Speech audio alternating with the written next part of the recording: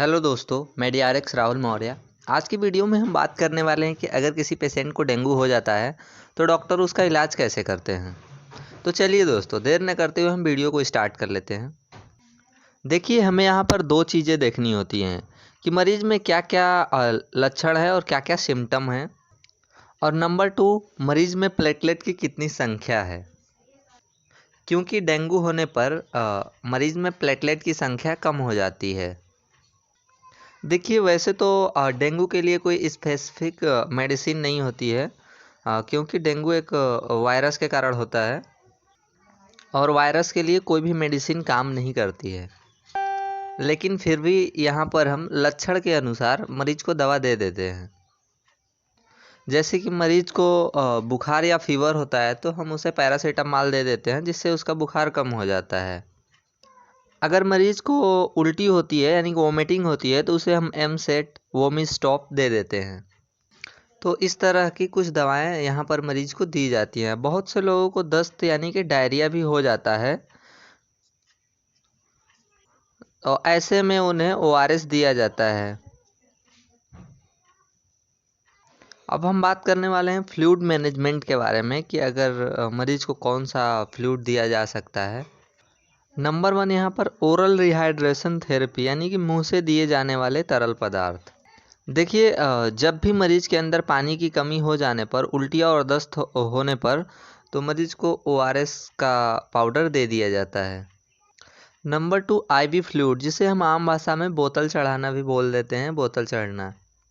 देखिए, ऐसे में 0.9% सलाइन और रिंगर लैक्टेज सॉल्यूशन मरीज़ को दिया जाता है। देखिए, ऐसा हम तब करते हैं जब पेशेंट में HCT बढ़ जाता है। देखिए, जब आरबीसी बढ़ जाता है तो उसमें शरीर में पानी की कमी हो जाती है, तो ऐसे में मरीज़ को आईवी फ्लूइड चढ़ाया जाता है। या फिर मरीज़ को बहुत ज़्यादा उल्टियाँ होती हैं या दस्त होता है तो ऐसे में भी मरीज़ को बोतल चढ़ाया जाता है।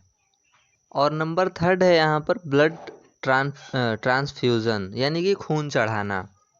देखिए, जब भी किसी मरीज़ की कंडीशन बहुत ही ज़्यादा सीरियस हो जाती है, उसके इंटरनल ऑर्गन में जब ब्लड फ्लो होने लगता है, देखिए, जब भी हमारी बॉडी में प्लेटलेट कम होता है तो खून अंदर बहना शुरू हो जाता है। तो ऐसे में ब्लड या फिर प्लेटलेट चढ़ाई जा सकती है।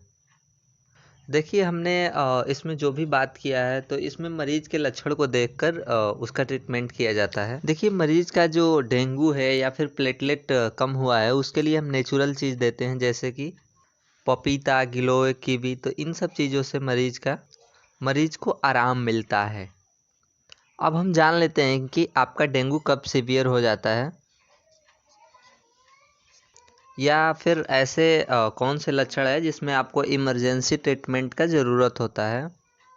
नंबर 1 है रेस्ट एसिटी, यानी कि आपके आरबीसी बढ़ चुका है।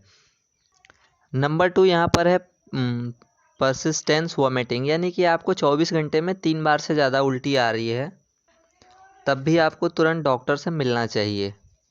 नंबर 3 है फ्लूइड एक्यूमुलेशन, यानी कि जब भी आपके शरीर में पानी के थक्के बन जाते हैं, इसमें भी आपको डॉक्टर से जाके तुरंत मिलना चाहिए। नंबर 4 है यहाँ पर लेथेरी कन्फ्यूज़न, तो इसमें भी आपको डॉक्टर से जाके तुरंत मिलना चाहिए। नंबर 5 है यहाँ पर टेंडर लीवर, इसमें भी आपको डॉक्टर से जाकर मिलना चाहिए।